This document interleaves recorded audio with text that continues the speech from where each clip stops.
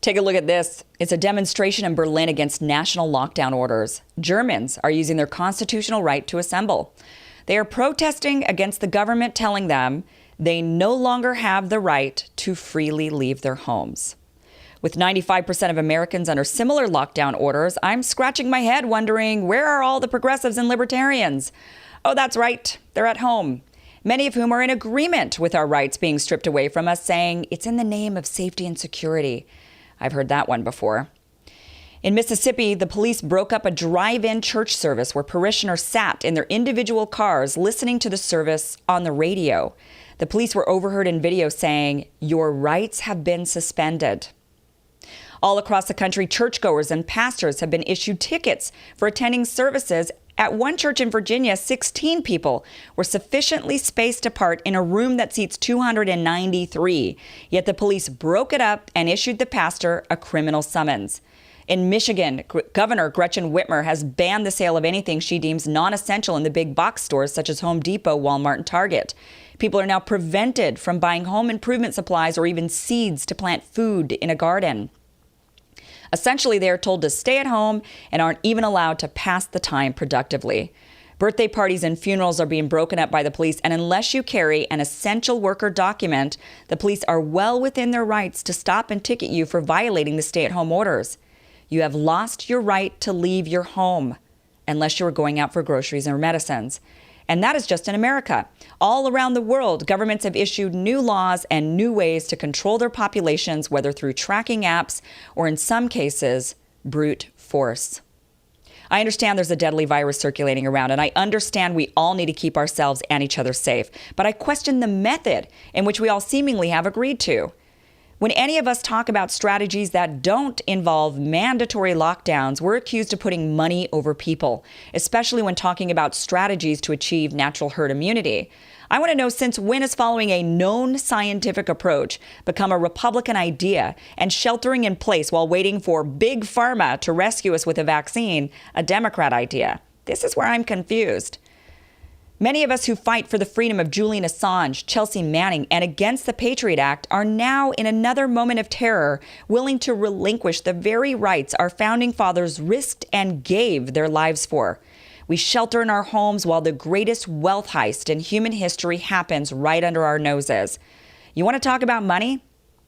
Opening the economy isn't about helping Wall Street or benefiting capitalists. People have it backward.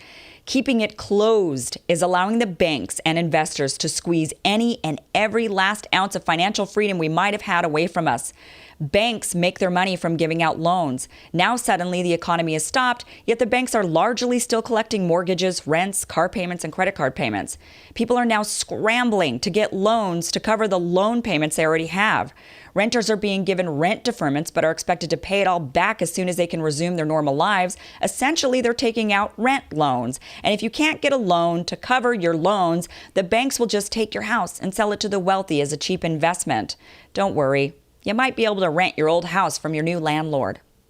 The longer these lockdowns go on, the smaller the middle class and the larger the welfare class becomes. Food banks can't keep up with the demand from hungry Americans. Unemployment has skyrocketed. We are not talking about a recession. We are talking about a depression. We are talking about millions upon millions upon millions of Americans being enslaved to the banks in indentured servitude.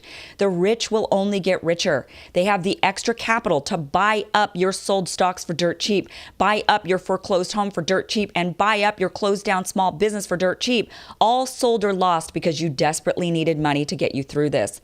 That is capitalism, folks. It's a system where people who have the extra money to invest during economic downturns run off richer. Opening the economy back up isn't a capitalist idea. Keeping it closed is a capitalist dream. And that's just the money part. That's not even dipping into the fact our rights as people are being violated. Right now, it isn't legal to leave our own homes except for necessities. Is there no other way to flatten the curve but to force people? Why don't we incentivize people instead? Rather than force people to abandon their jobs and businesses while claiming, oh, don't worry, we'll figure out feeding your family and helping you economically later, as if our government has ever been efficient at either of those things, why are we not demanding they come up with a plan to encourage us to stay at home instead? They could say to the business owners, we will offer you XYZ financial package to keep you going if you close down. This gives the business owner the choice and incentive to close their doors for safety reasons. Because people are genuinely afraid of the virus, fewer people are going out anyway. Businesses would likely choose the financial package over staying open. Same for individuals. Rather than force us, the government could offer us the money and services to stay afloat if we choose to shelter in place instead. Again, because of the natural chilling the virus has created over society, most people would make this choice. But it needs to be a choice if we are to call ourselves a free society. A government that is truly for the people, of the people, and by the people looks out for the people, all the while maintaining their essential freedoms and liberties. Right now, we are all being forced to shelter in place and beg for help. Now let's talk about another aspect of this that isn't making sense. Right now, the plan is to shelter in place so we don't overwhelm our medical system. The very medical system many of us feel is severely lacking. Clearly, we don't have enough hospital beds, doctors, nurses, equipment, and various other medical necessities to accommodate our population, especially not in a time of crisis.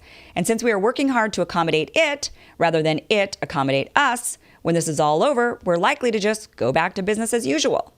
Did we not learn anything from the military-industrial complex? The military-industrial complex rose up during wartime when it was necessary for the nation to rapidly build ships, tanks, and weapons. Many jobs were created. And when the war ended, people were worried they would suddenly lose those jobs. Businesses worried they would lose their lucrative government contracts, and young men worried they wouldn't have the option of joining the military for good pay. So we turned to endless wars. We created a need for the industry we created, and now trillions of our tax dollars have gone to support it. Obviously, there are serious issues with the war industry, and if you are a frequent viewer of my show, you know I am very much against it. But there's a lesson we could apply to our medical system. What if we forced the system to accommodate the current increased need? Let's ramp up our medical system, build hospitals, manufacture medical equipment, and train medical professionals the same way we did with our military in an urgent time of need. And when this virus has been contained, we would hopefully be left with a robust medical system that political leaders would have to choose to either shut down and force people out of jobs or keep going. They'd likely keep it going. No politician wants to be the cause of jobs lost. It's political suicide. This strategy would likely lead us to some form of Medicare for all system, just like we now have a war for all system.